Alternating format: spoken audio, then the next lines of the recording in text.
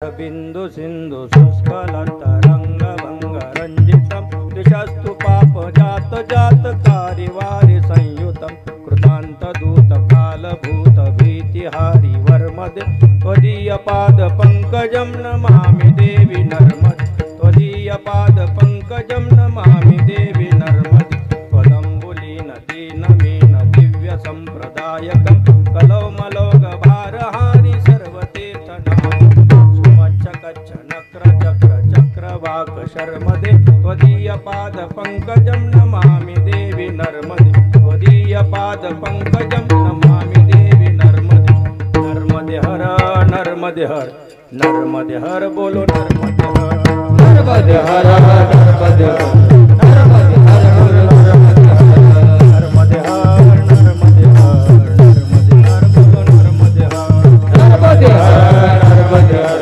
नर्मदे हर बोलो नर्मदे हर नर्मदे हर नर्मदे हर हर बोलो नर्मदे हर नर्मदे हर हर नर्मदे हर नर्मदे हर बोलो नर्मदे हर नर्मदे हर नर्मदे हर बोलो नर्मदे हर नर्मदे हर बोलो नर्मदे हर नर्मदे हर बोलो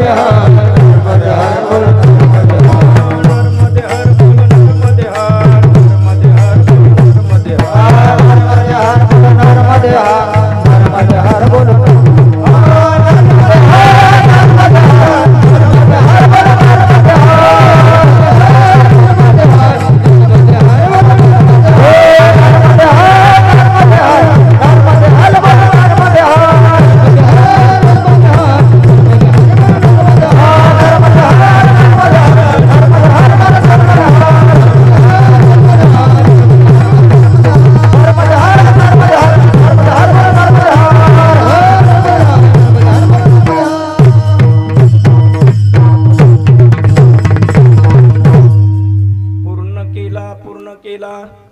पूर्ण केला मनोरथ घरा आले घरा आले कृपाळ।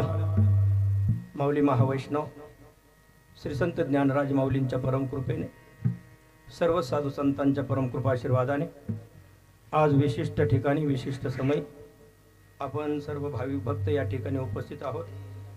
चिंतना करता निवडलेला अभंग, चिंतना करता समोर आलेला अभंग घेतलेला असा शब्द प्रयोग मुद्दाम करत नाही, कारण अभंग घ्यावा लागतो म्हणून घेतला जातो।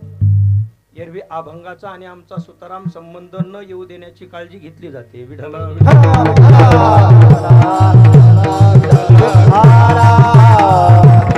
म्हणून चिंतना करता समोर आलेला अभंग अत्यंत गोड असा आहे। संत श्रेष्ठ श्री गुरुनिष्ठ ज्यांचं जीवन आहे, निळोबराय महाराज यांचा 4 चरणाचा हा अभंग आहे। त्यांनी आपल्या जीवनामध्ये जो मनोरथ आपल्या इष्ट देवतेकडे किंबहुना गुरुदेवांकडे मागितलेला होता, त्यांचा तो मनोरथ पूर्ण झाला आणि पूर्ण झाल्यानंतरचा जो आनंद सोहळा आहे तो सोहळा त्यांचे उद्गार त्यांच्या मुखारविंदातून या ठिकाणी प्रगट होताना दिसत आहेत। संत श्रेष्ठ निळोबराय महाराज म्हणतात, पूर्ण केला पूर्ण केला पूर्ण केला मनोरथ। पारमार्थिक मनोरथ आम्ही जो ठेवला तो पूर्ण केला, या दृष्टीने अट्टहासपूर्वक ते बोलत आहेत। काही मनोरथ हे पूर्ण होत असतात, काही मनोरथ हे पूर्ण करावे लागत असतात। भौतिक मनोरथ त्यांना पूर्ण करण्याची गरज नाही, ते आपोआप आपल्या प्रारब्धानुसार पूर्ण होत असतात। पण पारमार्थिक मनोरथ हे आपल्यालाच पूर्ण करावे लागतात, म्हणून इथं कर्तृत्व भाव घेऊन संत श्रेष्ठ निळोबराय स्पष्ट बोलतात, पूर्ण केला पूर्ण केला पूर्ण केला मनोरथ। आणि त्याद्वारा काय मनोरथ होतं त्याचं स्पष्टीकरण, घरा आले घरा आले कृपाळ। जगद्गुरु तुकोबरायांच्या विषयी पुन्हा भेट व्हावी, त्यांच्याकडून अनुग्रह मिळावा, अशा प्रकारची अपेक्षा, अशा प्रकारचं मनोरथ होतं आणि ते त्यांचं पूर्ण झालेलं आहे. आणि म्हणून घरा आले घरा आले कृपाळ. आणि आणखी असं आहे, त्या कृपाळू संतांनी एकदा अंगीकार केल्यानंतर कुठल्याही प्रकारचं काळजी, कुठल्याही प्रकारचं जीवनामध्ये आपल्याकडे कर्तृत्व राहत नाही. आणि म्हणून सांभाळिले अनाथा. श्रीगुरु भेटत नाही तोपर्यंत शिष्य हा अनाथ असतो आणि श्रीगुरु भेटल्यानंतर तो सनाथ होतो. तर मग आम्ही अनाथ खरे, पण श्रीगुरूंनी आमचा सांभाळ केला. सांभाळिले अनाथा. आणि त्याद्वारा सांभाळ केला म्हणजे नेमकं काय केलं तर यावत मनुष्य जन्माला आल्यानंतर जे करायला पाहिजे होतं ते करता आलं. आणि म्हणून केला निळा पावन. घरा आले कृपाळ विठाला.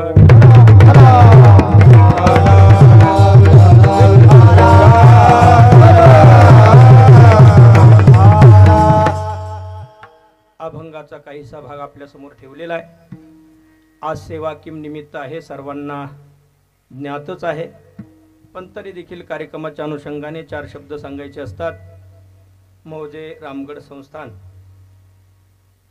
आपलं हे प्रसिद्ध असलेलं देवस्थान, सद्गुरू ब्रह्मलीन अनंत महाराज सावंत बाबा, त्याचप्रमाणे पूजनीय समर्थ सद्गुरू किसनगिरी बाबा आदी करून वैकुंठवासी रामकृष्ण महाराज काळे गुरुजी, वैकुंठवासी बंशी महाराज तांबे बाबा, वैकुंठवासी नारायणगिरीजी महाराज, समस्त साधू संतांच्या परमकृपा आशीर्वादाने आणि मुख्यतः नर्मदा मैयेच्या असीम कृपेने हरिभक्तीपरायण महंत बाळकृष्णजी महाराज दिघे आणि त्यांचे भक्त हरिभक्तीपरायण लक्ष्मण महाराज निरपळ या 2 परिक्रमावासियांची परिक्रमा पूर्ण झालेली आहे.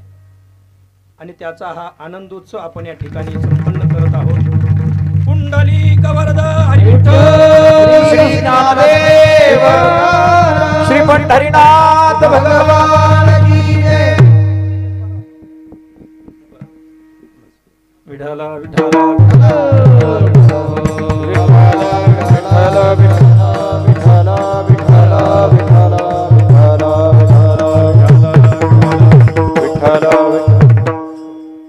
आपल्या ड्रेस कोड मध्येच पाहिजे होता आजच्या दिवस, पण चला आता नवीन वस्त्र आणलेले असतात, भक्तांची इच्छा असते, कधी कधी भक्तांची इच्छा देवाला ऐकावी लागते, तसं संतांना सुद्धा आपल्या भक्तांची इच्छा ऐकावी लागते.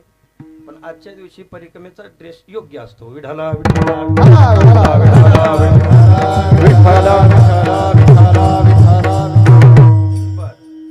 याद्वारा त्यांनी जे मनोरथ आपल्या जीवनामध्ये ठेवलं ते मनोरथ पूर्ण करण्याचा आजचा हा दिवस आहे. मा नर्मदा मैयेची पायी परिक्रमा त्यांनी केली. त्यांचा हा आनंद सोहळा समस्त ग्रामस्थ गणेशवाडी, लखमापूर, कायगाव, अंमळनेर आदी करून पंचक्रोशीतील सर्व भाविकांनी तो सोहळा पार पाडण्याकरता घेतलेली मेहनत, या ठिकाणी सडा संमर्जन इत्यादी रांगोळी वगैरे त्यांचा केलेला सर्व आदर सत्कार हा जरी आपल्याला वाटत असला बाळकृष्ण महाराज यांचा केला, पण तो सत्कार त्यांचा नसून साक्षात मैयेचा आहे. विठ्ठला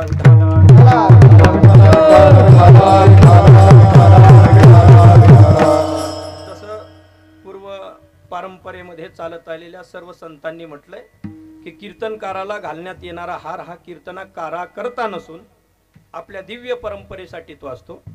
या गादीवरती घातलेला हार हा संत नामदेव महाराजांच्या चरणी महाराजांच्या गळ्यामध्ये जातो. व्यासपीठ म्हणून साक्षात व्यास महर्षींच्या गळ्यामध्ये तो जातो. म्हणजे कीर्तनकाराने खूप हार घातले म्हणून ते मलाच घातलेत असा गैरसमज करून घेऊ नये. विठ्ठला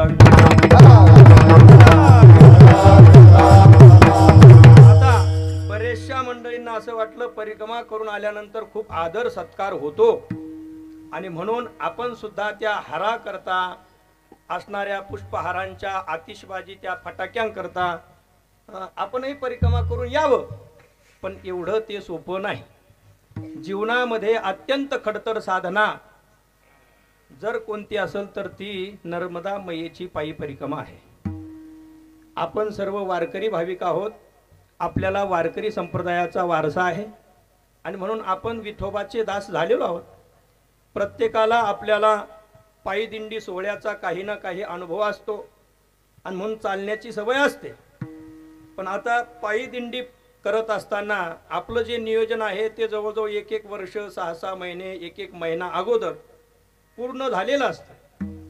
पण तिथं मात्र नर्मदा मैयेच्या किनारी कुठलंही निमंत्रण कुठलंही पूर्व नियोजन नसतं. तिथे येईल तो दिवस ठरवून करता येत नाही. लक्षात येते, दिंडी ही आपण ठरवून सर्व पूर्व नियोजन करून ठरवून करत असतो. ठरवून केली जाते त्याचं नाव दिंडी आहे, पण करून ठरवली जाते त्याचं नाव परिक्रमा आहे. विठाला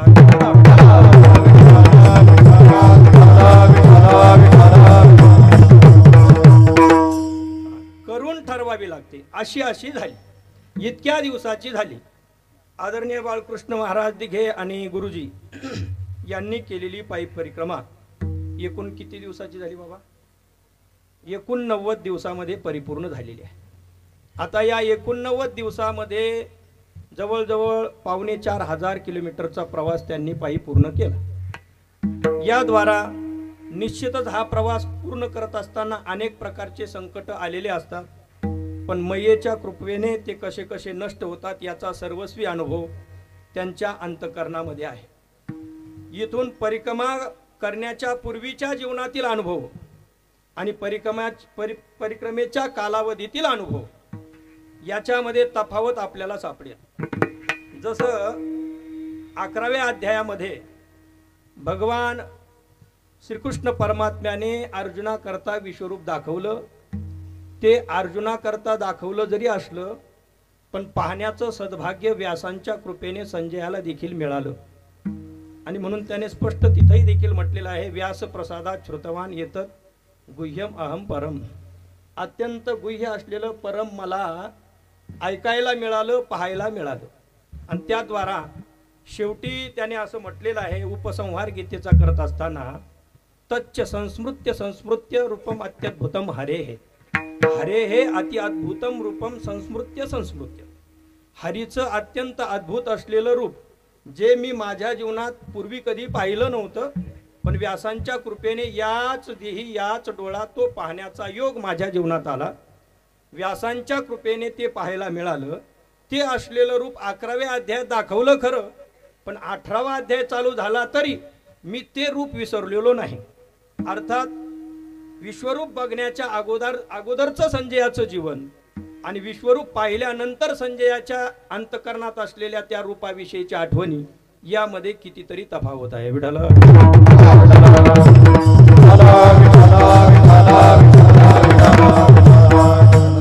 अति अद्भुत रूप पाहिल्यानंतर संजय त्या ठिकाणी म्हटलेला आहे, तच्च संस्मृत्य रूपमत्यद्भुतम हरे हे विस्मयो मे महान राजन. हे राजा धृतराष्ट्रा, माझ्या अंतःकरणामध्ये अत्यंत विलक्षण असा आनंद होत आहे.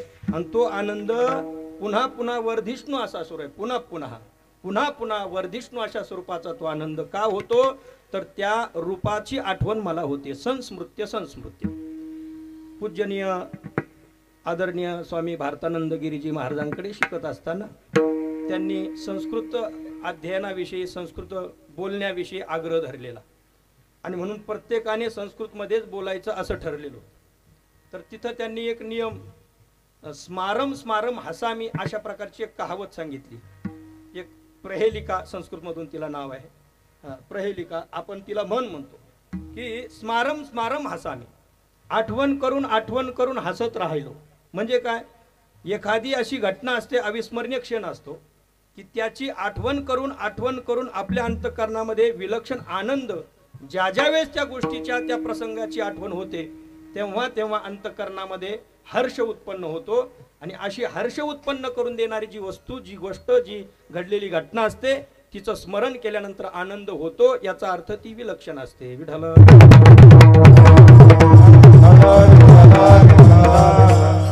आता परिक्रमेला गेल्यानंतरही भोजन असतं.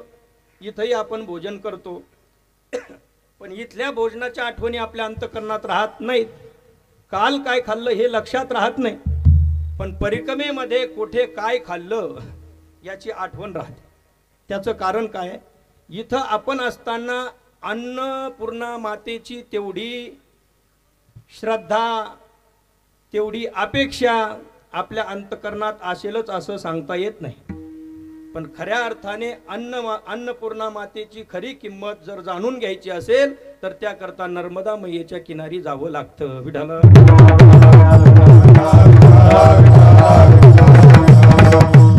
आता परवाच कारेगाव या ठिकाणी एक भाविक परिक्रमा करून आले. त्यांनी त्यांचा एक अनुभव सांगितला.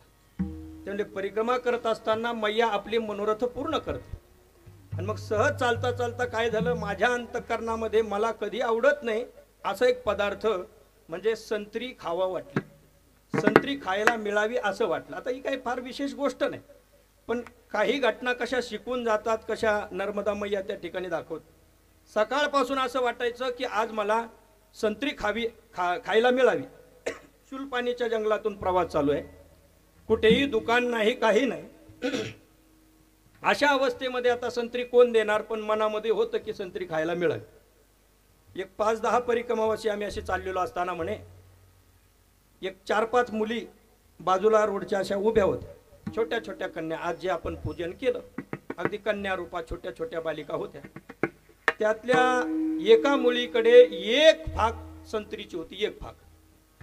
आता आम्ही 10-15 परिक्रमावासी आहेत, पण त्या छोट्याशा कन्येला, छोट्या मुलीच्या लक्षात असं आलं की आज मैयेच्याकडे इच्छा करणारा एक परिक्रमावासी मैयेचा भक्त आहे आणि त्याला आज जी अपेक्षा आहे ती संत्री खाण्याची आहे. म्हणून त्या छोट्याशा कन्येने त्याला तोंड लावलं नाही, ती फक्त हातामध्ये धरून आहे. 15 परिक्रमावासी चाललेले त्याच्यातल्या बरोबर त्यांनाच दिली ज्यांना इच्छा झालेली आहे. आणि एवढा मोठा हा आगाध सोहळा. आता ही गोष्ट तशी छोटी आहे, तसं पाहिलं तर संत्री म्हणजे काही विशेष नाही, पण ज्याला इच्छा निर्माण झाली त्याच्या हातावर एक होत नाही फोड नर्मदा मैयेने मैयेच्या रूपाने दिले. आणि म्हणून अन्नपूर्णा मातेची जर किंमत करून घ्यायची असेल तर त्याकरता नर्मदा मैयेचा किनाराच पाहिजे. विठाला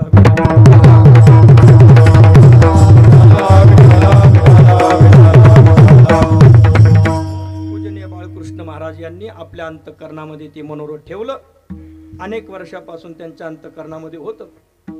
आणि जाण्याचं तात्पर्य मैयेची अनुकंपा व्हावी हे तर होतच, पण शारीरिक स्वास्थ्य जे वाढत चाललेलं होतं ते थोडंसं कमी व्हावं हाही एक उद्देश भौतिक होता. आणि नर्मदा मैया अशी आहे ती भौतिक उद्देश आणि पारमार्थिक उद्देश पूर्ण करणारी आहे. विठाला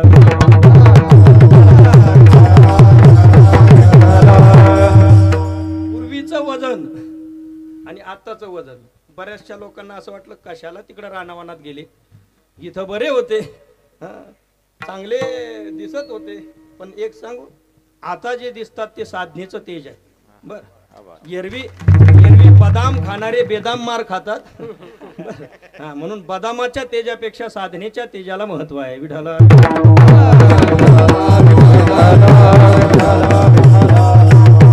पूर्वीपासून शांत संयमी जीवन.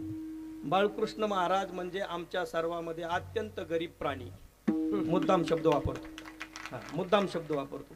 पूजनीय वैकुंठवासी सद्गुरू रामकृष्ण महाराज काळे गुरुजी यांनी त्यांना छोटे असताना आळंदीला टाकलं. 4-5 दिवस माझ्या अगोदर आळंदीमध्ये जाणं झालेलं, तर पीटी वगैरे सर्व अगदी टाईट फिट पोशाखामध्ये त्यांना आणलं गुरुजींनी. तर तिथं आम्ही राहू लागलो, चैतन्य आश्रमामध्ये राहिलो. तेव्हापासून तो अगदी 2007-8 पर्यंत.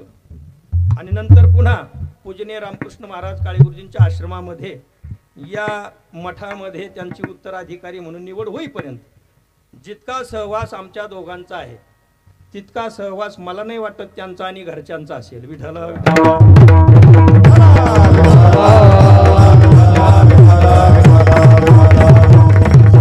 असो. तात्पर्य काय आहे की त्यांनी त्यांच्या जीवनामध्ये कधी कुणाला कुठल्याही प्रकारचं दुःख दिलं नाही. अत्यंत संयमी, अत्यंत शांत. आज इथं एवढी जी सर्व साधक मंडळी उपस्थित आहेत, या साधक मंडळींना उपस्थित असण्याचं कारणच मुद्दाम तेच आहे की येणाऱ्या प्रत्येकाला आपल्या सुखाचा वाटा द्यायचा. दुःख आपलं काय असेल तर ते आपलं तसंच ठेवायचं, पण सुखाचा वाटा आपल्या सुखाच्या वाट्यामध्ये वाटेकरू करून घेणारे आदरणीय बाळकृष्ण महाराज. आणि म्हणून एवढ्या मोठ्या संख्येने हा साधक परिवार आज या ठिकाणी उपस्थित आहे. विठाला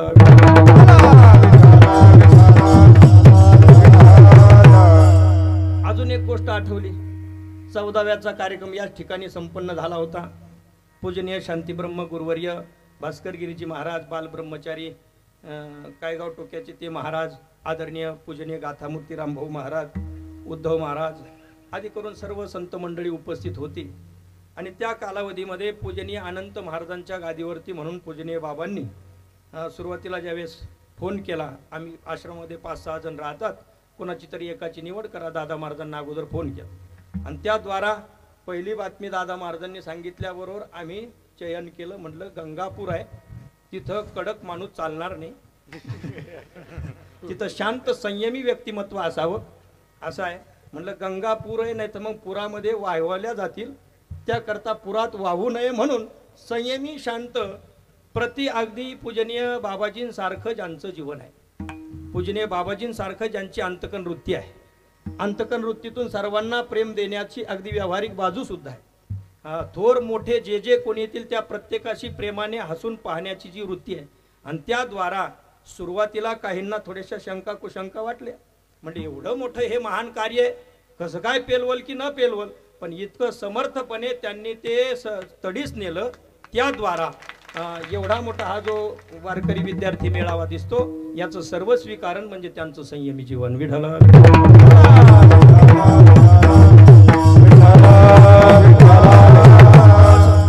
आणि म्हणून परमार्थिक जो काही मनोरथ आहे त्यांचा तो भगवंताने पूर्ण केलेला पाहायला मिळतो. सर्वांचं प्रेम त्यांच्याविषयीचं पाहायला मिळतं. आज या ठिकाणी अनेक संतवृंद जे उपस्थित आहेत. आता मला बरेचसे पाठ आहेत, पण कसं असतं ते घेतलेच पाहिजे. आज आवर्जून उपस्थित आहेत. परिक्रमावासियांचं अगोदर नाव घेतो, कारण आजचा हा मैयेचा कार्यक्रम आहे. ज्यांनी ज्यांनी आपल्या जीवनामध्ये येऊन नर्मदा मैयेची पायी परिक्रमा केलेली आहे, त्या काहींची नावं या ठिकाणी आलेली आहेत. तर श्री हरिभक्तीपरायण आज ज्यांचा हा कार्यक्रम आहे, आदरणीय पूजनीय महंत बाळकृष्ण महाराजजी दिघे, श्री लक्ष्मण महाराज, लक्ष्मण भाऊ निरपळ आणि उपस्थित परिक्रमावासी आणखी देखील जनार्दन महाराज मेटे, विजय महाराज खेडकर, त्याचप्रमाणे बाळकृष्ण महाराज कानडे, बरोबर आहे ना, नारायणानंदगिरी महाराज धारणखेडा, संजय महाराज निथळे, अरुण महाराज ढोले, विष्णुपंत नेमाने, राम महाराज व्यवहारे, परिक्रमावासीच आहेत ना सर्व? आता नाही, एकत्र नाही केलेले.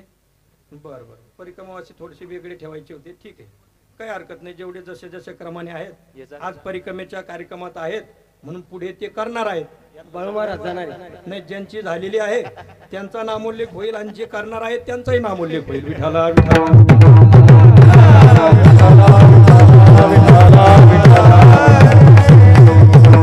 कारण आमचं कामच आहे. आदरणीय देवेंद्र महाराज कुलकर्णी यांनी परिक्रमेला 2013ला आम्हाला नेलं बाबा. त्यावेळेस एक दृष्टांत त्यांनी सांगितला. म्हटलं एक खोल अशी विहीर होती, त्या विहिरीच्या कडेला एक व्यक्ती उभा होता. त्या व्यक्तीचं चाललं होतं 38 38 38. परत त्या विहिरीत जायचे, डोकवायचे, आतमध्ये डोकवायचे, 38 38 38 38 38. दिवसभर चाललं. एक माणसाने पाहिलं, म्हणजे 38 38 काय करतोय नेमकं, ते पाहण्याकरता तो आला. म्हणजे काय बाबा, काय 38 38 लावलं. त्यांच्याकडे लक्ष न देता त्यांनी 38 38 दुर्लक्ष करून पुन्हा 38. त्याला वाटलं काही मध्ये असेल म्हणून पाहायला तो डोकावला.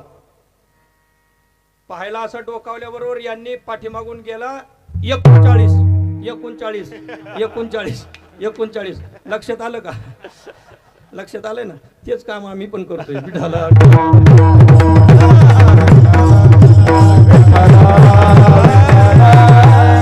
म्हणजे क्रमशः संख्या किती असू द्या, पण त्या व्यक्तीचं एकच काम, आलेल्याला फक्त ढकलून देत राहायचं, ढकलून देत राहायचं. तसं ज्यांची परिक्रमा झाली त्यांचाही नामोल्लेख, आणि जे पुढे करणार आहेत 39 50 55 100 जेवढे उपस्थित यांचे नाव आहेत ते पुढे करणार आहेत असं समजून नामोल्लेख. विठाला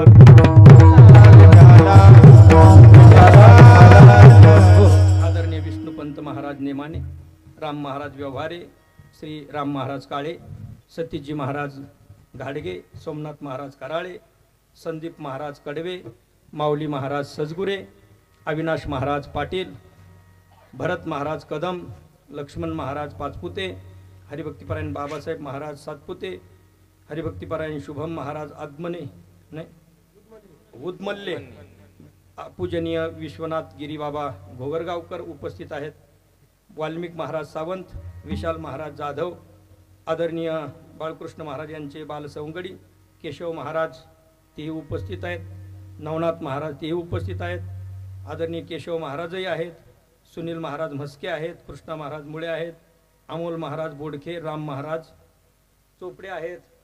बरं, आता सगळेच आले. आदरणीय दासोपंत महाराज भुतेकर, वासुदेव महाराज भोगे पूजनी बाबा आहेत. आदरणीय आम्हाला ज्यांनी अगदी लहानपणापासून आईचं आणि वडिलांचं सर्व प्रेम दिलं, सर्वस्वी प्रेममूर्ती आदरणीय मगर बाबा तेही उपस्थित आहेत. ज्या ज्या काळात मधुकरी ज्या ज्या विद्यार्थ्याची बंद असेल त्याने हक्काने जायचं आणि श्रीकृष्ण सदन नाव आपल्या कुटियाला, श्रीकृष्ण कुटिया, आणि साधकांकरता कधीही खुली असणारी कुटिया म्हणजे आदरणीय मगर बाबांची कुटी. विठाला पूजनीय बाबा उपस्थित आहेत. आदरणीय गणेश महाराज गवळी, आदरणीय आनंदकर महाराज, बदाम महाराज, दिनकर महाराज भुतेकर, अच्युत महाराज भुतेकर, आदरणीय श्रीकांत महाराज शिनगारे, आदरणीय दिगंबर महाराज निरपळ, आदरणीय माऊली महाराज गावंडे, आनंद महाराज ठोकळ, महेश महाराज सुकासे, राजेंद्रजी महाराज आसने, सन्माननीय खासदार भुमरे साहेब या ठिकाणी भेट देऊन गेलेलेच आहेत. रामगड संस्थान भक्त परिवार उपस्थित आहे, सर्व ट्रस्ट मंडळी उपस्थित आहेत. आदरणीय सत्यवानजी महाराज व्यवहारे, आदरणीय गणेशानंद महाराज खडेश्वरीकर देवस्थान महाराजही उपस्थित आहेत. नंदकिशोरजी महाराज बर खाली बसलेले आहेत, बर ठीक आहे. नंदकिशोर महाराज उपस्थित आहेत. अशोक महाराज कसरे बाबा आहेत. आदरणीय कृष्णा महाराज बरोबर ना नाव, पांडुरंग महाराज शास्त्रीजी आहेत. त्यांच्या समवेत आलेली सर्व महाराज मंडळी आहेत. उपस्थित सर्व संत मंडळी आहेत. परिक्रमावासियांपैकी आत्ताच परिक्रमा करून आलेले आमचे खोपटी गाव येथील श्री गणेश महाराज गव्हाणे तेही उपस्थित आहेत. त्यांनी सुद्धा अगदी 72 दिवसामध्ये 74 दिवसामध्ये पायी परिक्रमा करून आत्ताच 5-10 दिवसापूर्वी ते आलेले आहेत. विठाला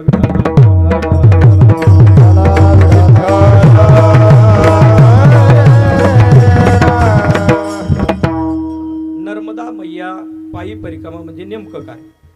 असं असतं, आपण दर दिवस जी पूजा करतो, पूजा केल्यानंतर देवाचं जे निर्माल्य आहे ते बाजूला आपण एखाद्या झाडाच्या बुंथ्याशी किंवा छपरावरती असं टाकून देण्याची पद्धत परंपरा, आणि तांब्यातलं उर्वरित जे जल आहे ते आपण तुळशीला अर्पण करतो.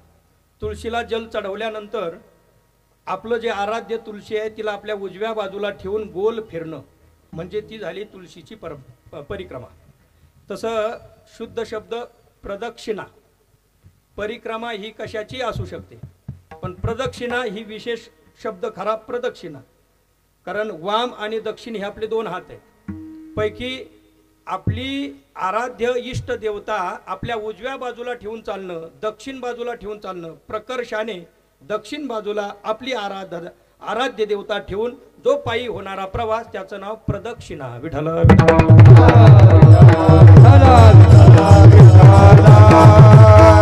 मग एखाद्या गोमातेचं पूजन करून आपण त्या गोमातेला प्रदक्षिणा करतो, तर गोमाता ही आपल्या उजव्या हाताला ठेवून गोल फिरतो. मंदिराकरता दर्शनासाठी गेलो, मंदिराकरता परिक्रमा प्रदक्षिणा केली, त्याही वेळेस उजव्या हाताला आपलं आराध्य दैवत ठेवतो आणि असं गोल फिरून येतो, त्याचं नाव प्रदक्षिणा आहे. आता गोल छोट्याशा वस्तू आहेत, तिथं गोल परिक्रमा झाली. पण आता नर्मदा मैया ही अमरकंटक ते असणाऱ्या अरब सागरापर्यंत तिचा संपूर्ण प्रवास 1600-1650 किलोमीटरचा तिचं संपूर्ण अंतर असं आहे. आता या लांब वस्तूचा, लांब असलेल्या आराध्याचा परिक्रमा प्रदक्षिणा होणार कशी? कारण छोटीशी ज्यावेळेस तुळस आहे तिथं गोल आपल्याला फिरता आलं, पण या नर्मदा मैयेच्या किनाऱ्यावरती फिरायचं गोल कसं? तर त्याच्या बाबतीमध्ये चालत आलेली परंपरा काय असतं? अगोदर आपण इथून निघतो, मनामध्ये दृढ असा संकल्प असतो. कोणतीही गोष्ट साध्य करायची असेल तर अगोदर अंतकरणाची तयारी करावी लागते. नको जाऊ देऊ भंगा गात्रे माझी भगवत भक्ती करण्याकरता अगोदर आपलं शरीर साथ देईल का न देईल अशा प्रकारची शंका असते. अंतकरणामध्ये अनेक संशय असतात, आपल्याकडून होईल का न होईल असाही देखील संभ्रम असतो, पण अंतकरण दृढ असेल आणि दृढ निश्चय करून आपण तिथं गेलो की निश्चयाचे बळ तुका म्हणे तेची बळ. अंतकरणात निश्चय करून तिथपर्यंत जायचं. तिथं गेल्यानंतर काय असतं काय नाही पूर्व परिक्रमावासी जे आहेत त्यांना विचारून आपण जायचं. गोमुख घाट आहे, ओंकारेश्वर या ठिकाणी उपस्थित व्हायचं. तिथं जगदीश शर्मा म्हणून ब्राह्मण देवा त्या घाटावर बसलेले असतात किंवा कोणतेही देवा आपण पाहतो आणि त्यांच्याकडून संकल्प करून घेतो. संकल्प करण्याच्या अगोदर आपल्याकडे एक छोटीशी बाटली असते जिच्यामध्ये नर्मदा मैयेचं सुजल असं भरलेलं असतं. त्याला वरती वस्त्र म्हणून एक दोरा गुंडाळलेला असतो. आपल्या हातामध्ये देखील देवा त्या ठिकाणी एक बंधन बांधतात. आपल्या हातामध्ये एक दंड असतो. मग कोणी तेजबल दंड वापरतं, कोणी वेताचा दंड वापरतं. ज्याला जो उपलब्ध होईल तो दंड परिक्रमावासीसाठी दंडक आहे, म्हणजे तो वापरावाच लागतो, अनिवार्य आहे. परिक्रमावासी आहे त्याच्याकडे कमंडलू नाही, दंड नाही, तर त्याला परिक्रमावासी समजल्याच जात नाही. परिक्रमावासियाचं खरं जर असलेलं लायसन असेल तर ते म्हणजे हातामध्ये दंड आणि एका हातामध्ये कमंडलू. विठाला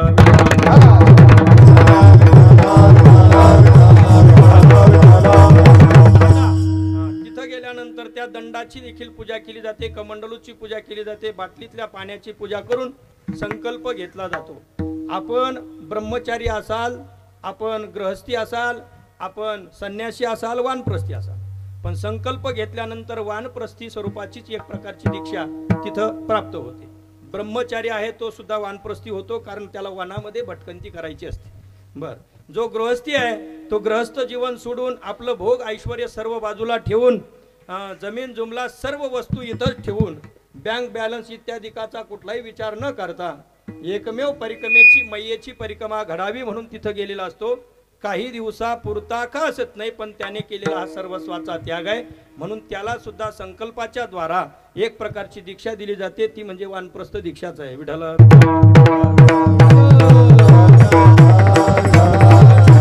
जसं अचल प्राण प्रतिष्ठा असते आणि एक चल प्राण प्रतिष्ठा असते. अचल प्राण प्रतिष्ठेमध्ये ठेवलेली मूर्ती हलवता येत नाही, ती कायमस्वरूपी तिथंच ठेवावी लागते.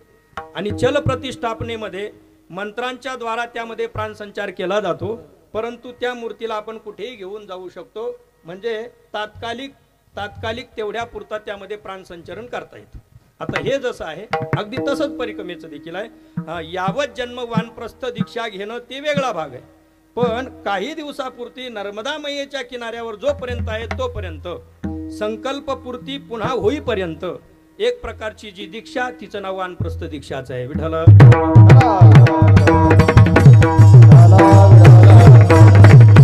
आणि संकल्प झाला, पायी किंवा गाडीने देखील परिक्रमा केली जाते. आता गोमुख घाटावरती दर्शन केलेलं आहे, तत्पूर्वी थोडासा एक विधी असतो. ओंकारेश्वराचा जो ओंकार मानधाता पर्वत आहे त्या पर्वताची 5-5.5 किलोमीटरची पायी परिक्रमा अगोदर असते. नर्मदा मैयेचं स्नान करायचं, संकल्पाच्या अगोदर भगवान ओंकारेश्वराचं दर्शन घ्यायचं आणि त्या ओंकार स्वरूप त्या पर्वताची परिक्रमा करून यायची. पलीकडच्या बाजूने ओंकारच्या पलीकडच्या बाजूने कावेरी नावाची नदी वाहते, या बाजूने जी आपण ओलांडून जातो ती नर्मदा मैया आहे. मग तेवढा तो ओंकार आकाराचा पर्वत आहे, म्हणून तिचं जे शिवलिंग आहे त्याला, त्या शिवलिंगाला शिवजी न म्हणता, महादेव न म्हणता ओंकाराच्या आकाराचे म्हणून ओंकारेश्वर. विठ्ठल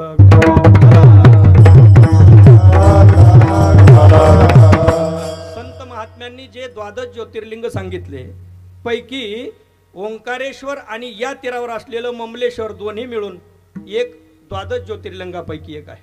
आणि म्हणून काय ते श्लोक, सौराष्ट्रे सोमनाथम च श्रीशैले मल्लिकार्जुनम उज्जैन्याम महाकालम. आता इथं आपली चालू झाले ओंकार ममलेश्वरम, परल्याम वैजनाथंच डाकिन्याम भीमशंकरम, सेतुबंधे तु रामेशम नागेशम दारुकावने, वाराणस्याम तु विश्वेशम त्र्यंबकम गौतमी तटे, हिमालये तु केदारम. आपल्या जवळच असलेलं कृष्णेशंज शिवालये. विठ्ठल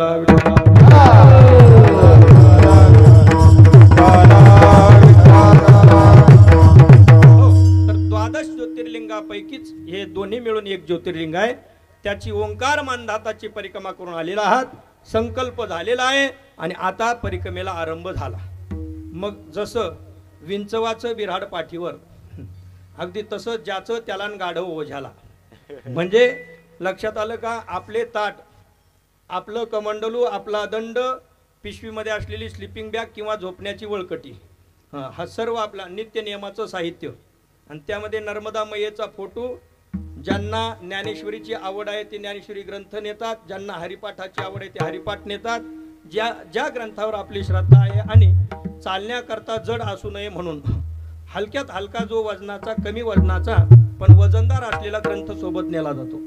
लक्षात येतंय का? दिसायला हलका पण वजनदार असलेला, आपली ज्याच्यावरती नितांत श्रद्धा आहे, श्रीमद भगवद्गीतेसारखा ग्रंथ आपल्या सोबत आपण घेऊन जातो. विठ्ठल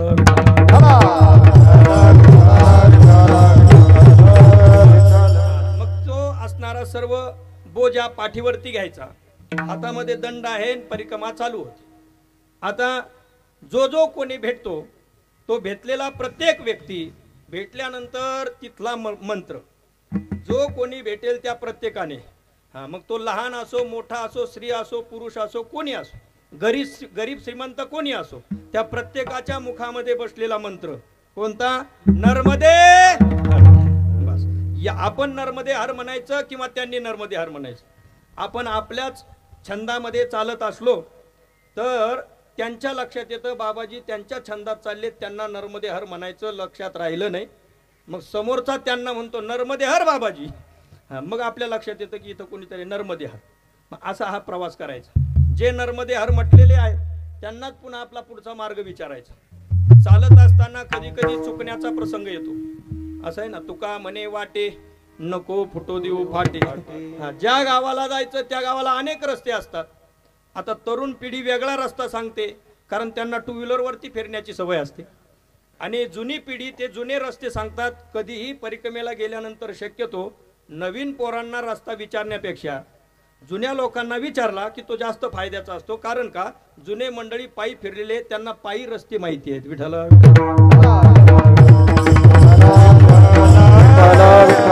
नाहीतर मग नवीन पिढीतील माणसं सरळ एकतर नर्मदा मैयेच्या किनाऱ्यावर काढून देतात.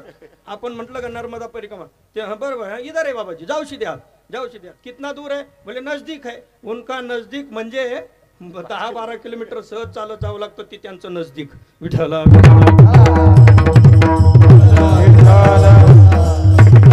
तर या पद्धतीने परिक्रमा चाललेली आहे, चालू झालेली आहे. आता पोटात भूक लागलेली आहे, भुकेचं काम करत असते. जरी झाला संन्यासी पण माध्यान्नासी, त्यांना देहधर्म आहे, भूक लागणारच आहे. पोटामध्ये कावळे कोकायला लागतात, ते वेळेवर लागतात. आणि कधी कधी असं असतं, जोपर्यंत भुकेवरती आपलं मन गेलेलं नाही तोपर्यंत 2, 2:30, 3 वाजले तरी भूक लागलेली नसते. पण एकदा की कळलं 2 वाजले मग मात्र त्याचा थरकाप व्हायला लागतो. का? अरे बापरे 2 वाजले अजून काहीच मिळालं नाही, अशा प्रकारची भूक लागते. बरं, मग आता या भुकेला शमवण्याकरता पूर्वनियोजन नाही. आमके पाटील त्यांची पंगत तिथे होणार आहे. आणि मग त्या ठिकाणी गुलाबजांबू, पुरी, श्रीखंड वगैरे तयार आहे. असं काही सांगितलेलं नसतं, पूर्वसूचना नसते. फक्त चालायचं. आणि जेवढा काही काळ आहे नाम घेता वाट चाली, यज्ञ पाऊला पाऊली. बस. आणि भगवंताचं नाम चिंतन चालू आहे. कोणी रामकृष्ण हरी म्हणतं, कोणी नर्मदे हर म्हणतं. ज्याच्या आवडीचा जो मंत्र आहे, आपल्या संस्थांचा आवडीचा मंत्र राम राम राम राम राम राम राम राम राम राम राम राम राम राम राम राम राम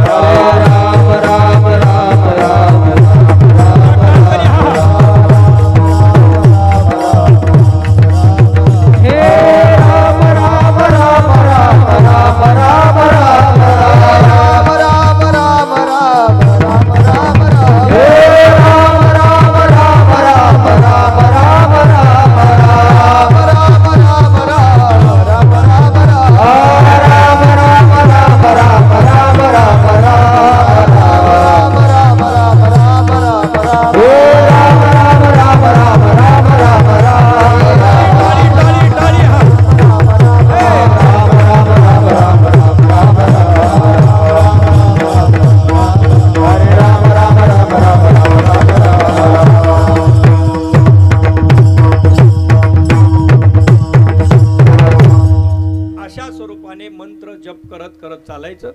आणि एखाद्याने आवाज दिला नर्मदे हर बाबाजी, आ जाओ भोजन करके जाओ, नहीं भोजन करना है कम से कम चाय पिओ, काली पिओ अथवा दूध वाली पिओ। मग परिक्रमावासी चालून चालून थकलेले असतात, ते विचारतात बना बनाया मिलेगा क्या? झाला ना प्रसंग। नाहीतर काय असतं, जिथं आपण गेलो ते म्हणतात या भोजनाला, आपण जातो मोठ्या अपेक्षेने, मग तिथं ते सरपण आणून देतात, शिदा सामुग्री आणून देतात, दाल चावल आटा समोर ठेवतात आणि मग तुमचा तुम्ही नर्मदेहर करायचा। नामा म्हणे देवान तुमचे तुम्ही जेवा। पूजने बाबांच्याकडे कीर्तन करता एकदा गेलो देवगडला, बाबांनी तिथं नियोजन केलं जेवणासाठी, जेवायला आम्ही बसलो, बाबा आले, म्हणजे आता नामा म्हणे देवान तुमचे तुम्ही जेवा। संध्याकाळच्या वेळेत आम्ही काही जास्त प्रसाद घेत नाही, एक लाडू फक्त त्यांनी खाल्ला। आम्हाला जाताना म्हटले तेच वाक्य आज इथं वापरलं, नामा म्हणे देवा तुमचे तुम्ही जेवा। विठाला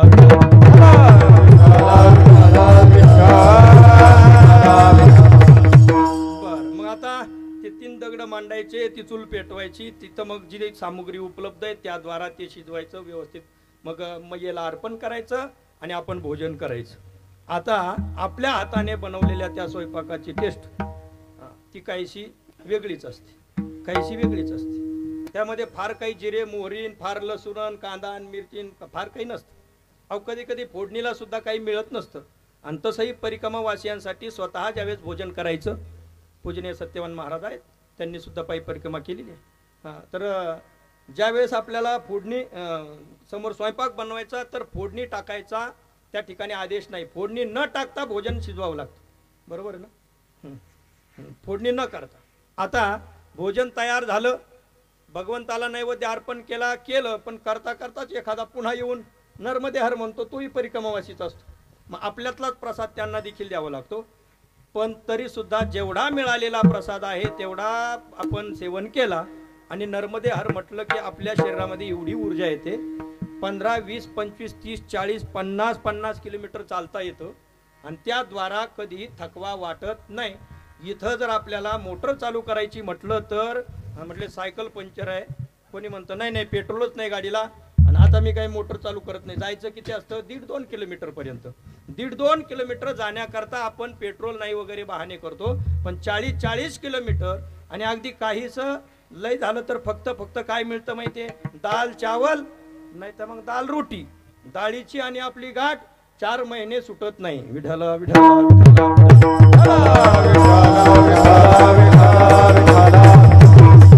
परिक्रमेमध्ये जेवढा कालावधी आहे तिथं डाळ येणार म्हणजे येणार। आता ती डाळच आपल्याला शक्ती देते बर। आणि कुठे काहीच जर मिळालं नाही, शुलपाणी सारख्या जंगलामध्ये, तर पार्लेजी कंपनीचे उपकार आहेत। जिथं काहीच मिळत नाही तिथं पार्लेजी की जय। म्हणून त्याला मला असं वाटतं खूप जाणून त्यांनी नाव ठेवलं, आदरपूर्वक नाव जी लावावं लागतो, जी लावावं लागतो तेव्हा आदर व्यक्त होतो, पण त्यांनी तेव्हाच असं आदरयुक्त नाव ठेवून दिलं की न आदर करता आपोआपच आदर होतो, पार्लेजी। विठाला बाकीचा छंद म्हणायचं नाही, चहाच पाहिजे ना अमकच पाहिजे, कमंडलूतलं पाणी घ्यायचं, ग्लासामध्ये ते बिस्किट बुडवायचे, खाऊन टाकायचे, बस नर्मदेहर सो गए बाबाजी, आज बाबाजी का डेरा यहाँ पर लगेगा।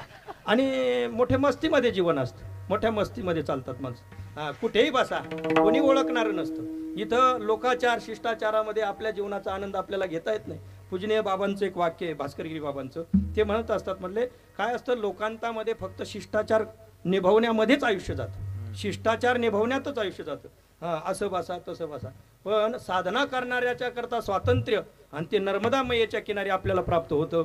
म्हणून मी जरी इथं म्हटलो काय साखर गोड साखर गोड साखर गोड, तर त्या साखर गोडीमध्ये तुमचं गोड काही गोड होणार नाही, तो चिमूटभर साखर हातावर घेतली खाल्ली तरच ती गोड होणार आहे। त्याकरता नर्मदा मैयेच्या किनाऱ्यावरती एवढा आनंद आहे, एवढा आनंद आहे, मी इथं सांगून तो तुमच्यापर्यंत येतो की नव्हतो यापेक्षा आपण स्वतः जाऊन संकल्प करून तो आनंद घेऊन पहा, आणि मग आम्ही म्हणतोय ते बरोबर आहे की नाही पहा।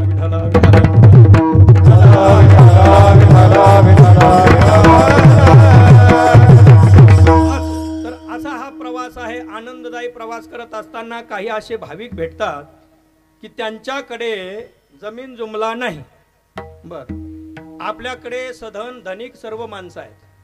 आजचा एवढा मोठा हा कार्यक्रम सर्व मंडळांनी जो आयोजित केला, सर्व धनिक मंडळी आहेत। दादा महाराजांनी मला सांगितलं, बाळू महाराज आणि गुरुजी यायचे म्हटल्यावर अगोदरपासूनच वर्गणी करून त्या दृष्टीने आपण हे सर्व केलं.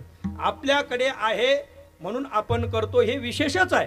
पण याही पेक्षा विशेष ते आहे काय की ज्यांच्याकडे फक्त चतकुरच आहे पण त्या चतकुर मधली अर्धी दुसऱ्याला देण्याची बुद्धी त्यांना होते. ही नर्मदा मैयांनी त्यांना शिकवलेली आतिथ्य पूजनाची सेवा. विठ्ठला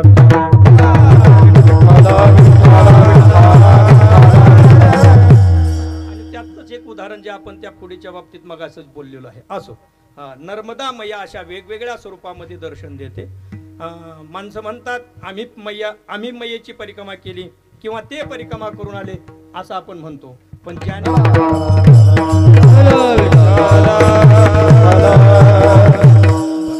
या दृष्टीने असा हा प्रवास आनंददायी प्रवास 2013 परिक्रमेमध्ये एक आलेला दिव्य अनुभव तुमच्या समोर ठेवतो. त्या पायी परिक्रमेमध्ये असताना शूलपाणेश्वराच्या जंगलातून आम्ही चाललो. रात्रीच्या त्या प्रवासामध्ये भटकंती झाली. अगोदर एक गाव लागलं. त्या गावकऱ्यांनी सांगितलं म्हटले बाबा यहाँ पर आज रुक जाओ यहाँ पर आसन लगाओ. पण त्यांचं आम्ही ऐकलं नाही कारण चालण्याची थोडी धमक होती. आम्ही तेवढं पोहोचू शकतो 8-10 किलोमीटर आम्ही जाऊ शकतो. 5-6 वाजता थांबवत होते पण आम्ही थांबलो नाही. आणि एकदा की थांबले नाही मग मात्र मैया परीक्षा घेत असतील तशी परीक्षा आमची त्यांनी घेतली. पण शेवटी पुन्हा चांगल्या ठिकाणावर नेऊनही पोहोच कशी करते ते आपल्या लक्षात येईल. या ठिकाणी निघालो. गाव ओलांडून पुढे चाललो. नंतर हळूहळू अंधकार होऊ लागला. 9 परिक्रमावासी आमच्यासोबत त्या काळात होते. 2013ची ही गोष्ट आहे.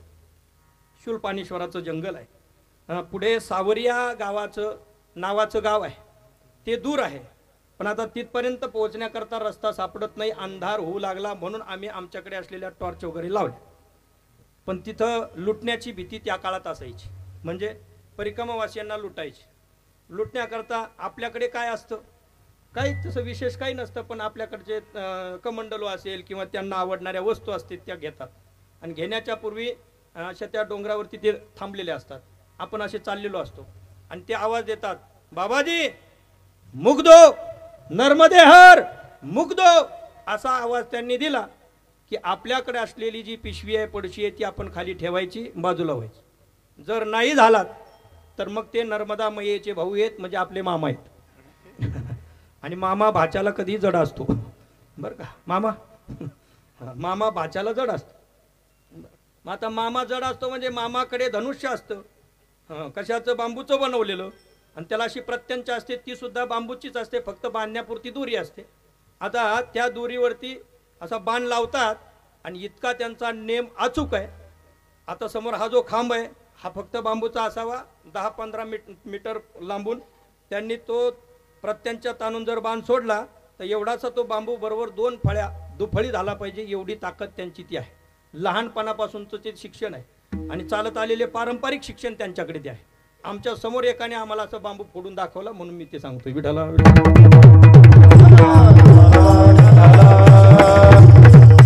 मग एवढा त्यांचा तो नियम. ते मुग्धो म्हटलं की आपण टाकायचं आणि बाजूला जायचं. जर नाही गेले बाजूला तर काय करतात त्या बाणांनी मारत नाहीत पण जखमी करतात. मग जखमी केल्यानंतर आपलं चालण्याचं खरं टायर म्हणजे पायच जर पंक्चर झाले टायर पंक्चर झालं तर गाडी जशी चालत नाही तसं पायी परिक्रमा करायची. मग पाय चांगले असावे लागतात म्हणून त्या जखमा होऊ देऊ नये असं वाटतं तेव्हा पिशवी बाजूला ठेवायची आणि बाजूला व्हायची. ते येतात त्यांना आवश्यक जे आहे ते घेतात. नर्मदा मैयेचा फोटो पाहतात दर्शन घेतात तो तुमच्याकडे देतात. गीता ग्रंथ ज्ञानेश्वरी तुमच्याकडे काय आहे तो घेतात तुमच्याकडे देतात. पण त्यांना आवश्यक असणार आणि तुम्हाला फारच गरजेचं नसणार. तुम्हाला फारच गरजेचं नसणार म्हणजे जे नसलं तरी तुमचं जीवन चालू शकतं अशा गोष्टी त्या घेऊन जातात. ते घेऊन जातात. आणि लखनगिरी महाराज आहेत त्यांनी त्यांच्या जीवनामध्ये जेव्हा परिक्रमा केली तर त्यांना एकाच परिक्रमेमध्ये 4 वेळेस लुटल्या गेलं. कुली गावापासून पुढे जाईपर्यंत लखनगाव त्या घोंगशापर्यंत जाईपर्यंत त्यांना 4 वेळेस लुटलं. 4 वेळेस लुटल्यानंतर ते तिथंच थांबले. महाराष्ट्रीयन संत होते. त्यांचा फोटो आजही तिथं आहे. अर्ध्या मिशा पांढऱ्या आहेत अर्ध्या मिशा काळ्या आहेत. डोक्याचे केस सुद्धा अर्धे पांढरे आहेत अर्धे काळे आहेत. संपूर्ण त्यांचा संपूर्ण असा पेहराव म्हणून अर्धनारी नटेश्वराच्या रूपाने त्यांना एक प्रकारचं ते स्वरूप आहे. मग त्या महात्म्याने महाराष्ट्रीयन संत तिथंच थांबले आणि तिथं असलेल्या त्या आदिवासीयांना म्हणू लागले तुम्हाला काय लुटायचं तेवढं लुटा तुम्ही लुटावं म्हणूनच आता इथंच मी डेरा लावला, इथंच बाबाजीने आसन लावलं, काय लुटायचं तेवढं लुटा, आता लुटण्याकरता काहीच नाही. शेवटी तेच माणसं महाराजांचे अनुयायी झाले आणि त्यांच्याकडूनच आज घोंगसा या आश्रमामध्ये आजही महाराज गेले, पण त्यांनी घालून दिलेल्या नियमावलीनुसार तीच भक्त मंडळी आज तागायतपर्यंत त्या ठिकाणी अन्नदान आणि येणाऱ्या परिक्रमावासींची सेवा करतायत. विठ्ठला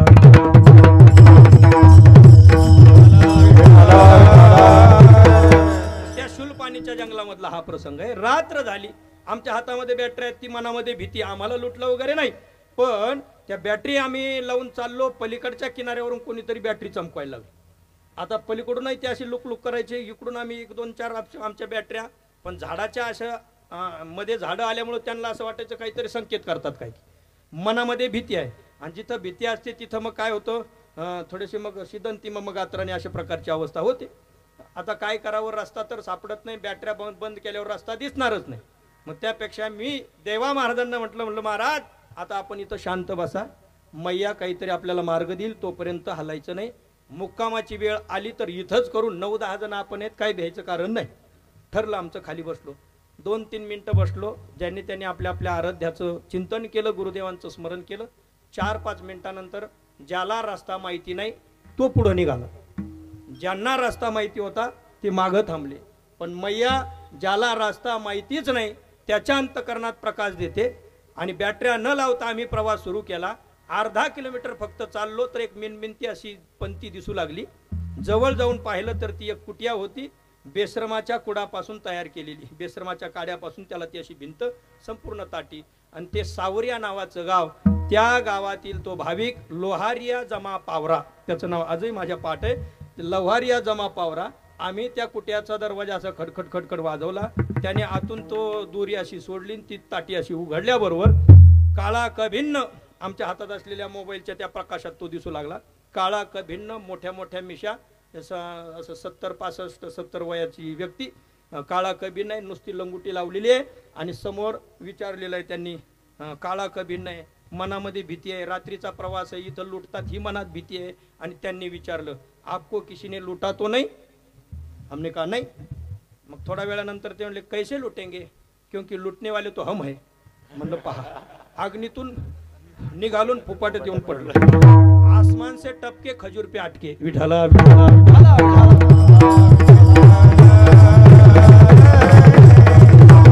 आकाशात भीती वाटली म्हणून तिथून उडी मारली, पण खजुरीच्या झाडावर येऊन टपकलो.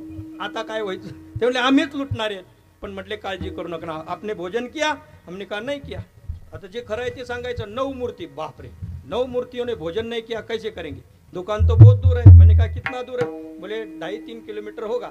हमने कहा जो भी आपके पास होगा रुखा सुखा वो दे दो, हम बनाएंगे. मग त्यांनी आतमध्ये गेले. त्यांची एक नात का कोणीतरी बाळंतपणासाठी आलेली होती, त्या नातीने तिथून तांदूळ काढले, बाबांकडे दिले. आता निवडण्याचा कार्यक्रम सुरू झाला. त्या तांदळामध्ये छोटे हत्ती, रेल्वे गाड्या, आता तुम्हाला एवढा अनुभव नाही पण मागच्या माता भगिनींना तो अनुभव. हा, छोटे हत्ती म्हणजे सोंडे, आणि रेल्वे गाड्यामध्ये एक तांदूळ उचलला इंजिन म्हणून की सगळे डबे त्याला चिटकून येतात, त्याचं नाव रेल्वे गाड्या, म्हणजे जाळे लागलेले तांदूळ. विठाला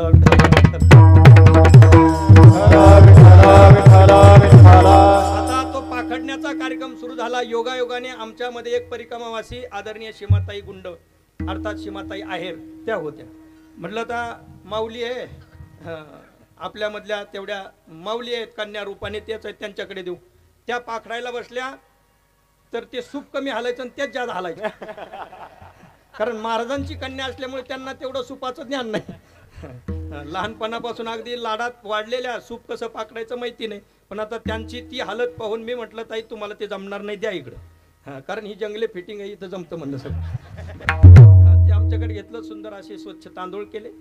आमच्यातल्या एका भाविकाने 3 दगड मांडले, एकाने तिथलं असलेलं ते पातेलं 4-5 वेळेस चांगलं घासून घेतलं. मुद्दाम म्हणतो कारण बऱ्याच दिवसाचं ठेवलेलं एवढं मोठं पातेलं तिथं उपलब्ध झालं, हेच आमचं भाग्य. 9 लोकांचा प्रसाद होईल एवढं पातेलं उपलब्ध झालं, हे आमचं भाग्यच. आता सरपण नाही, त्या बाबाने कुऱ्हाड काढली आणि एक मोठं असं वाळलेलं खोड फोडण्याकरता गेले.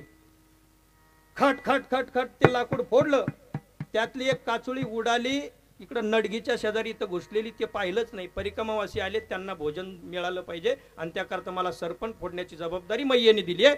या हेतूने आपल्याला लागलेलं पाहिलंच नाही. आम्ही मिनमिन तर तोपर्यंत होते ती लाकडं काड्या कपडं त्यांनी पेटवलं आणि तिथं भात टाकायचा आहे. तितक्यामध्ये ती व्यक्ती सरपण घेऊन आली, ती वृद्ध बाबा सरपण घेऊन आली आणि तिथं त्यांनी असं सरपण टाकलं. त्या प्रकाशात आम्ही ते लागलेलं पाहिलं आणि विचारलं, म्हटलं बाबाजी क्या हो गया? बोले कुछ नाही. क्या आहे? काय? तर पाहिलं तर ती क्या आहे, लगा आहे पैर पर, क्या लगा देखो. मग त्यांनी पाहिलं, ती काचुळी हाताने अशी फेकून दिली आणि तिथली मुठभर माती घेतली त्या जखमेत भरली. एवढं असं खोल ती जखम होती, रक्त येऊ नये म्हणून मुठभर माती घेतली त्या जखमेत लावली. हमने कहा बाबाजी ये ठीक नहीं है, ऐसा कर, हमारे पास दवा है वो देते. त्यांनी सांगितलं दवाई की जरुरी नाही, हर कंकड में है शंकर. हे नर्मदा मैयेचा किनारा आहे, इथल्या प्रत्येक मातीमध्ये त्या कणाकणामध्ये मैयेचा अंश आहे. तेच औषध म्हणून मी लावणार, दुसऱ्या औषधाची गरज नाही. विठ्ठल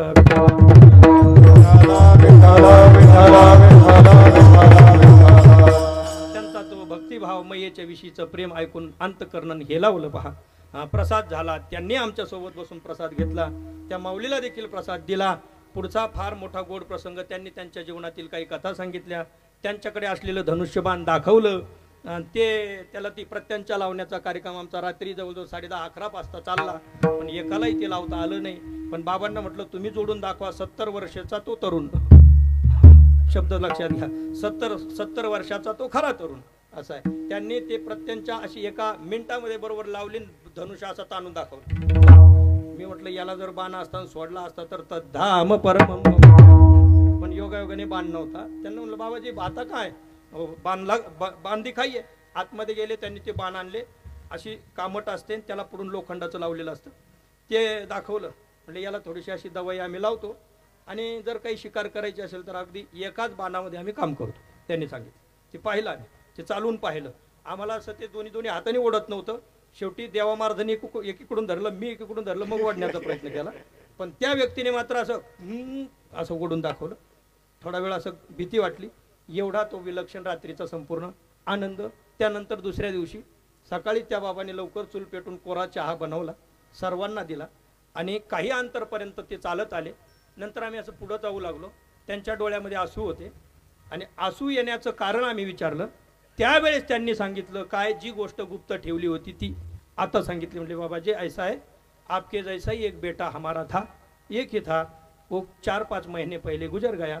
तो आपके रूप में मैया ने इतने सारे बेटे आज मुझे दिए थे, वो उनके प्रवास के लिए आगे जा रहे, इसलिए हमें आनंद हुआ. आणि त्या आनंदामध्ये ती व्यक्ती रडते. आपल्यावरती आलेलं दुःख झाकून ठेवून येणाऱ्या परिक्रमावासीला आनंदाचं भोजन देणारी उदार व्यक्तिमत्व, आतिथ्य भाव पाहायचा असेल तर त्याकरता नर्मदा मैया किनारा. विठ्ठल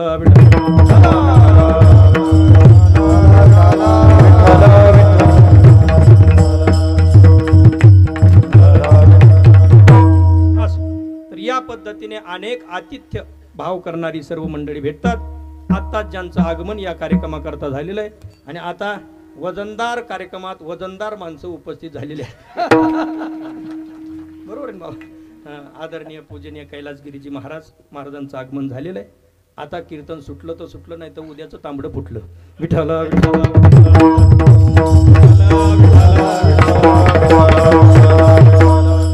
मजल दर मजल करत करत असा हा प्रवास करायचा. दक्षिण तट पूर्ण होतोय, पुढे अरब समुद्र लागतो. शेवटचं गाव विमलेश्वर त्या ठिकाणी लागतं. पलीकडे जायचं आहे, विमलेश्वरच नाव ना, बरोबर ना, शेवटचं विमलेश्वर लागतं. विमलेश्वरातून पलीकडे जायचं, नर्मदा मैयेचा उगम त्या ठिकाणी संगम झालेला आहे. आता पलीकडे जायचं कसं, तर तिथं नावाडी असतात, ते आपल्याला नावेतून पलीकडे घेऊन जातात. जवळजवळ 65 ते 70 किलोमीटरचा संपूर्ण तो प्रवास आहे. पलीकडे गेल्यानंतर उत्तर तट आरंभ होतो. पहिलं गाव आहे मिठी तलाई. आता हळूहळू एक शाब्दिक स्वरूपामध्ये आपली ही परिक्रमाच होते आहे असं समजा. दक्षिण तट अर्धा पूर्ण झाला, आता उत्तर तट आरंभ झाला. या मिठी तलाई पासून निघालो, हळूहळू मजल दर मजल करत करत करत नेमावर पासून पुढे गेलेले आहेत. हांडिया वगैरे ते गावं लागतात. शेवटी अमरकंटकचं जंगल लागतं आणि श्री क्षेत्र नेवासा संस्थांचे उपस्थित विद्यमान महंत आदरणीय आमचे गुरुबंधू देवीदासजी महाराज म्हस्के शास्त्रीजी यांचं या ठिकाणी आगमन झालंय. त्यांचं टाळ्याच्या गजरामध्ये सर्वांनी स्वागत करावं. आता आणखी वजनदार माणसं पुन्हा वाढलेली आहेत. विठ्ठल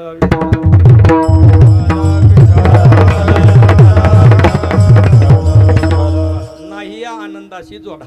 काय सामान्य सामान्य गोष्टी आहेत ह्या, पण ऐकत असताना मला तरी सांगत असताना आनंद होतोय, ऐकताना तुम्हाला होतोय की नाही होतोय हे मला काही माहिती नाही. विठ्ठल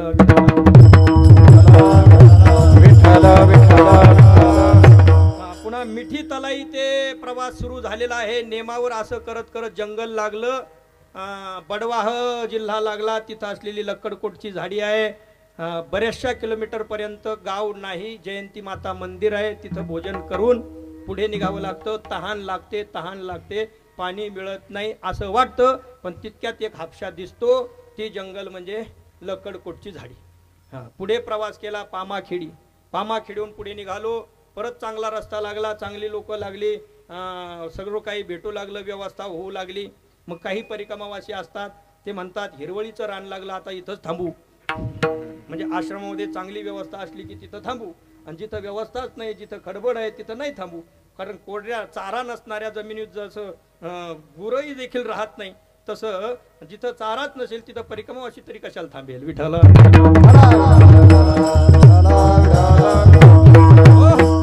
अमरकंटक पोहोचलो, जंगल पार केलं, दुधारा वगैरे सर्व दर्शन झालं, कपिलधारेचं दर्शन झालं. माईकी बगिया म्हणून छोटासा असा कुंड आहे, ज्या कुंडातून नर्मदा मैया प्रगट झालेली आहे, त्याला माईकी बगिया म्हणतात. तिथं ब्राह्मण देवा असतात. पुन्हा आपल्या बाटलीतलं अर्ध पाणी तिथं अर्पण केलं जातं.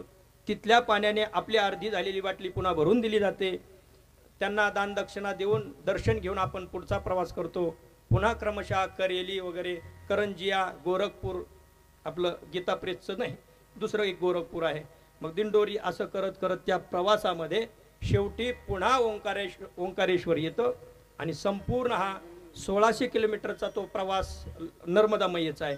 पण दोन्ही तट आपण जेव्हा चालतो तेव्हा 16 दुने 32 तर तेच झाले, पण नर्मदा मैयेचे जे वेडे वाकडे वळणं आहेत ते घेत घेत घेत घेत चालायचं म्हटल्यानंतर काही किलोमीटर वाढतात. आणि आणखी एक सांगतो, बर्गी डॅम, पुनासा डॅम, अजून नर्मदा डॅम, नर्मदा सरोवर वगैरे मोठी मोठी धरणं झाली, त्यामुळे 200 किलोमीटरचा विस्तार मैयेचा झाला. तेवढं अंतर परिक्रमावासीला पुन्हा चालून जावं लागतं. म्हणजे एकंदर फक्त 1600 जरी लांबी असली, मग 2 तट धरून फक्त 3200 असं कोणी म्हणेल, पण चालत आहे मग कळू येते. जवळजवळ 4500 किलोमीटरचा प्रवास तो होतो. आणि सर्व प्रवास एक एक पावलाने परिपूर्ण केला. मग त्याचा जो आनंद आहे, तो आनंद, मनोरथाचा आनंद, तो आज पूर्ण झाला. म्हणून हा अभंग पूर्ण केला.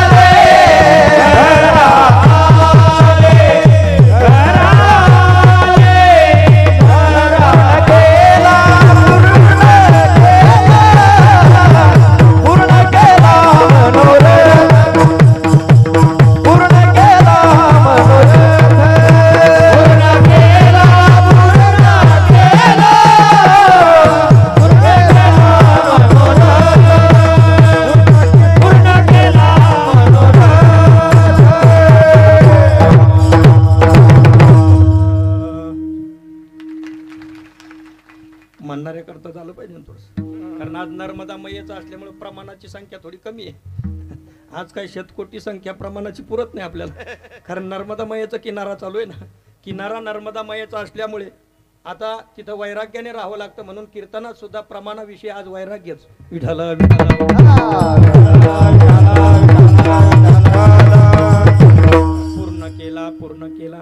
पूर्ण केला मनोरथ.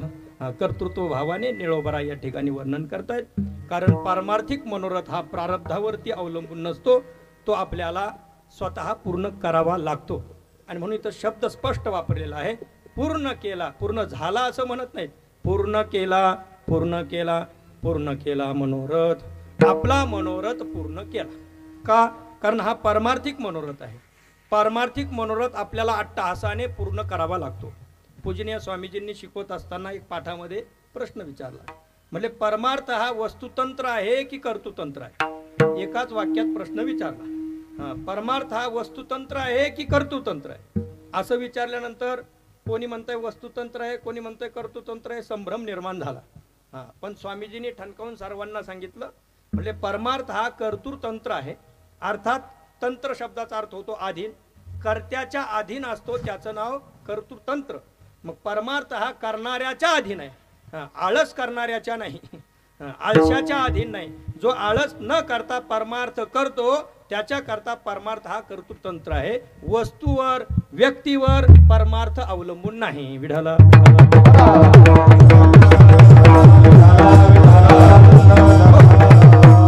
आणि म्हणून पूर्ण केला हा कर्तृत्व भाव इथं या ठिकाणी निळोबराय सांगतात. पूर्ण केला, पूर्ण केला, पूर्ण केला मनोरथ.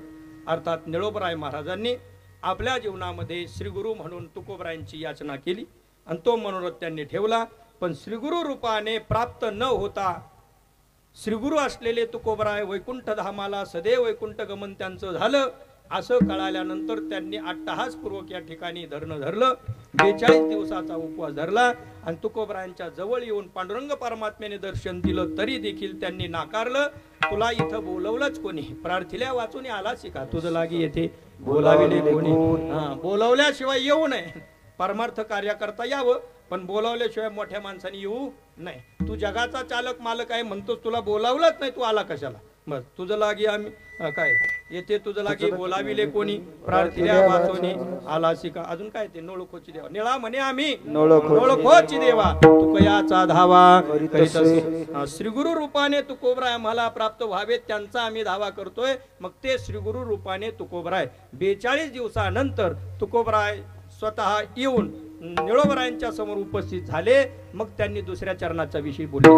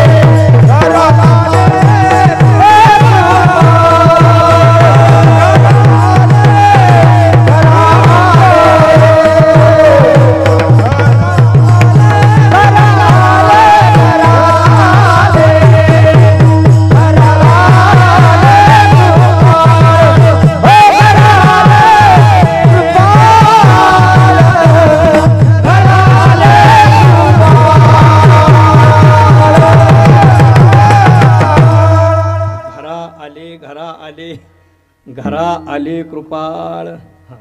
निळोबरायांनी तुकोबराय आले म्हणून या ठिकाणी त्यांच्या करता वापरलं घरा आले कृपाळ. कृपाळू सद्गुरु घरा आले आणि तो आनंद झाला त्रिवार या ठिकाणी व्यक्त केला. आता आजच्या या अभंगातलं प्रमाण घटवायचं कसं? ज्या भक्त मंडळींनी आजचा हा कार्यक्रम केला त्यांच्या करता धन्यवाद. का? कारण त्यांना त्यांच्या जीवनामध्ये असा अनुभव आला घरा आले कृपाळ. नाहीतर तिकडच राहिले असते तर कृपाळ आपल्याला प्राप्त झाले नसते. आणि म्हणून घरा कृपाळ आले ते कृपाळ ठरले. विठ्ठला नर्मदा मैयेच्या किनारचा आनंद आयुष्यभर घेतला असता तर आपल्या जीवनामध्ये घरा आले असं म्हणता आलं नसतं. आजचे 4 प्रमाण 4 ठिकाणी अशी वेगवेगळे लावता येतात. त्यांनी त्यांच्या जीवनात म्हणायचं पूर्ण केला मनोरथ, किंवा त्यांच्याविषयी आपण म्हणू शकतो पूर्ण केला मनोरथ. बरं, अजून आता भक्तगणांनी ज्यांनी हा कार्यक्रम केला ते म्हणू शकतात घरा आले कृपाळ. कारण कृपाळ आमच्या घरा आले, पुन्हा तिकडच गेले असते तर ते कृपाळ ठरले नसते. पण घरा आले आमच्या करता, उद्धारा करता आमच्यासाठी नर्मदा मैयेचं जल घेऊन आले. त्याद्वारा पूजन झालं, कन्या रूप असलेल्या मैयेचं पूजन झालं आणि हा आनंदाचा सोहळा पाहण्याकरता घरा आले, किंवा आम्हाला दाखवण्याकरता घरा आले कृपाळ. आता नर्मदा मैयेने त्यांचा सांभाळ कसा केला? सांभाळिले अनाथा. एवढ्या कष्टसाध्य असलेल्या त्या साधनेमध्ये नर्मदा मैयेने त्यांचा सांभाळ केला. म्हणून नर्मदा मैयेच्या वतीने कृतज्ञता आपणही म्हणायची आणि त्यांनी करायची. सांभाळिले अनाथा. अर्थात ते त्या ठिकाणी अनाथच. कारण भगवान परमात्माच एकमेव नाथ ज्यांच्या करता अशी वानप्रस्थ दीक्षा त्यांनी घेतलेली आहे. मग आपले जन्म देणारे माता पिता असतील, मित्र परिवार असेल, सर्व सोडून त्या ठिकाणी गेले. म्हणजेच सांभाळ त्यांचा नर्मदा मैयेने अनाथ असलेल्याचा केला. सांभाळिले अनाथा. आणि त्याद्वारा आपल्या अंतकरणामध्ये परम पावनता निर्माण झाली. म्हणजे इहलोकीची यात्रा परिपूर्ण झाली. म्हणून हे शरीर पवित्र झालं. या शरीराला जे नाव आहे ते पवित्र झालं. या शरीराकडून होणारं कार्य देखील पवित्रच होत राहील. अशा प्रकारचा स्वानुभव जसं निळोबराय त्या ठिकाणी व्यक्त करतात, अगदी तोच स्वानुभव निळोबरायांच्या वतीने संत आपले महंत बाळकृष्ण महाराजांच्या मनामध्ये आहे की नर्मदा मैयेने केला निळा असं म्हणत असताना केला बाळू पावन, अशा अनेक अंतकरणातून असलेली ही भावना त्यांच्या अंतकरणामध्ये आहे. अर्थात मैयेने त्यांना त्यांच्या स्वरूपाचं करून घेतलं. तेच वेगळ्या अर्थानुसार निळोबराय आपल्या शेवटच्या चरणात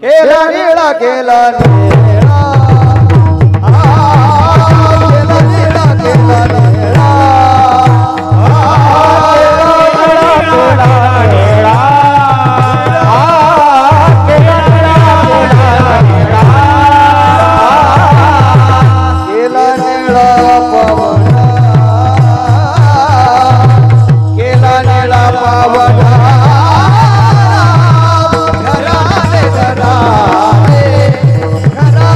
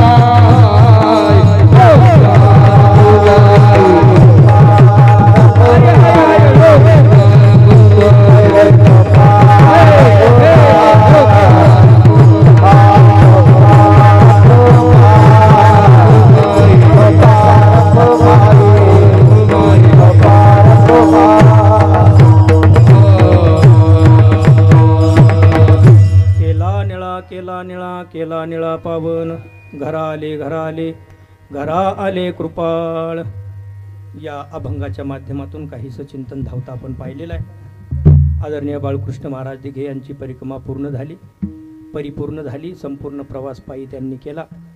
मध्यंतरी आदरणीय खरातजी महाराज, आदरणीय असणे महाराज आदी करून कोण होता आणखी ऋषिकेशजी महाराज, आमचं वागचौरे महाराज, नेमावरच्या पुढे बाळू महाराजांचं जाणं झालेलं, त्या ठिकाणी जाऊन खरात महाराज म्हटलं, त्या ठिकाणी भेटण्याचा योग आला। पाहिल्याबरोबरच ते साधनेचं तेज अनुभवायला मिळालं।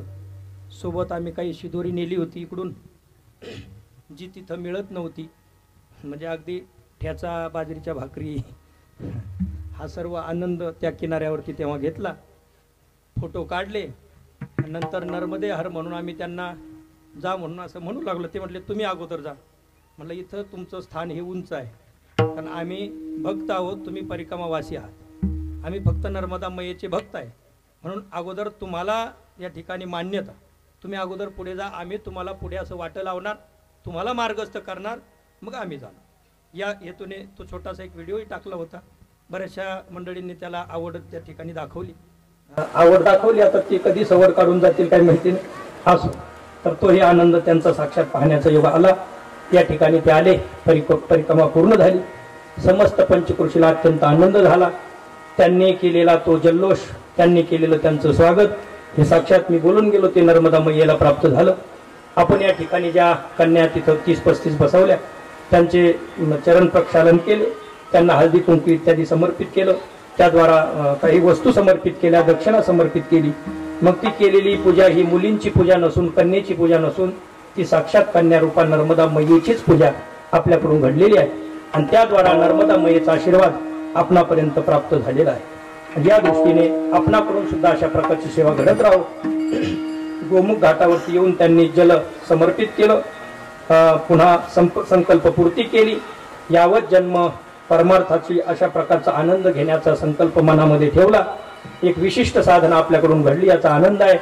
आपल्या सोबत संपूर्ण परिक्रमेमध्ये बाळगलेलं जे जल आहे ते ओंकारेश्वराच्या चरणारविंदी त्या ठिकाणी त्यांच्या शिवलिंगावरती चढवण्याचं भाग्य प्राप्त झालं। पुन्हा ओंकार मानदाताची परिक्रमा त्यांना आणण्याकरता गेलेले आपले हनुमान म्हणजे मारुतीराया, आदरणीय संत नागेबाबा आश्रमाचे मठाधिपती आदरणीय मारुती महाराजजी जाधव या आणण्याकरता गेलेले, त्यांनी थोडासा लगेच तेवढ्यात तिथं त्यांची ती लीला घडली। मग मारुतीराय म्हटले बरं झालं, तुमच्यामुळे छोटासा होत नाही, पण आम्हाला नर्मदा परिक्रमा केल्याचा थोडासा भाग प्राप्त झाला। ते म्हटले हो, सोपं आहे का तेवढं, अवघड आहे ते, पूर्ण करण्याकरता चने खावे लोखंडाचे मग ब्रह्मपदी नाचे। 5 किलोमीटर फक्त तेवढं चालून आलो, म्हणले नर्मदा परिक्रमा पूर्ण झाली, पुढच्या वर्षी संकल्प घ्या, पूर्ण करून या, मग म्हणा।